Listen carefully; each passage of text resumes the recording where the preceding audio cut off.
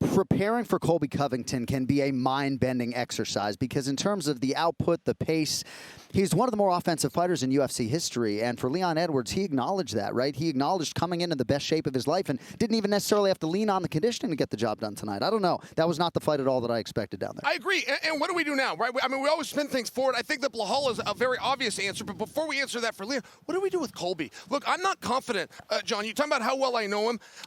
With Rakhmonov, really, even coming off a loss, you could get that done. Colby's a number 3 guy. Rakhmonov's a number 5 guy. It's probably not going to change. You could do Colby versus Rakhmonov. What do you think?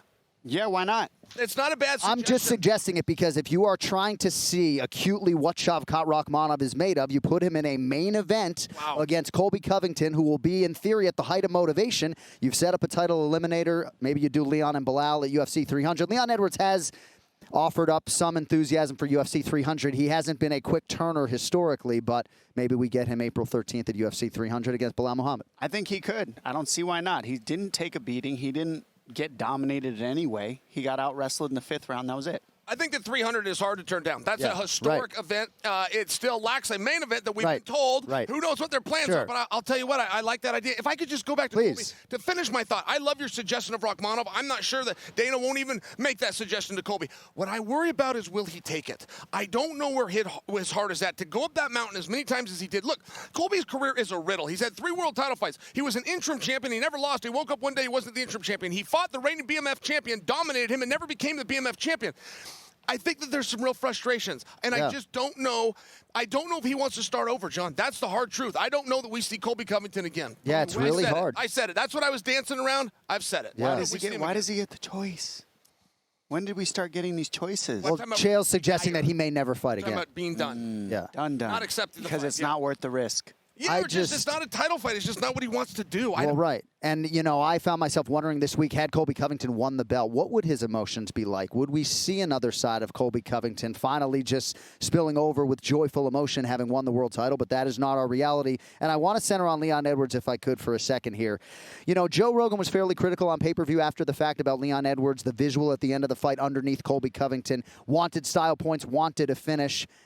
You know, when you dominate a guy like Colby Covington, who has never historically been dominated, to me, that's a win. So I don't have much criticism for Leon, but there is some out there. Yeah, no, I hear that. I think that they was looking for a little bit more activity. Look, when you're on top of Colby, you really do have to hold him. If you don't hold him, he's coming back up to his feet. Speaking about scrambling to get back up to your feet, I think that that's what Leon did so well. Even though Colby wasn't finding those takedowns, he did have 2 reversals. He was on top twice, and Leon found his way back up. But all of a sudden, you start to wonder, well, what motivation is Colby going to have to do the most technique that there is, which is the takedown, if you don't believe that you can keep him there? I mean, it changed the fight. Leon really fought well. I'm trying to give him his due.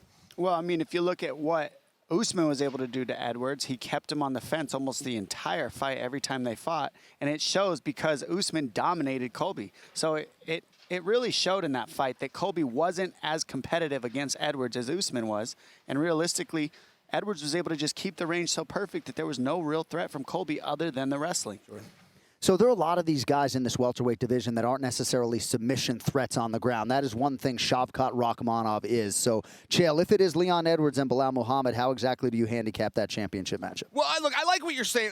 Muhammad has been through about everything, and every time you have a fight, you have a new challenge of some sort. Let's look at what Leon went through tonight. He was in tears 2 days ago. The baddest dude in the world was in tears 2 days ago, and he admitted it to the world. But think about what he had to overcome. He knew I need to bring those emotions back down. I must do this to focus and zero in and pay a respect to his father. Come on, man. That was awesome that he was able to do that. That was incredible that he was able to succeed and then even speak about it. That was a real test. Rakhmonov is definitely in the wings. I believe that Rakhmonov is probably going to be your backup fighter. I think that we do go through with Blahal. A lot of things happen in the sport. They happen quickly. Is it possible Rakhmonov is next? I don't think by design, but yes, I do believe he will be in a backup spot for Leon versus Muhammad. Well, Belal took that fight with Burns on short notice, and so because of that, they said, okay, look, you get the next shot if you can beat him. So you can't break the promise to the guy. He's been through the ringer to get to this position.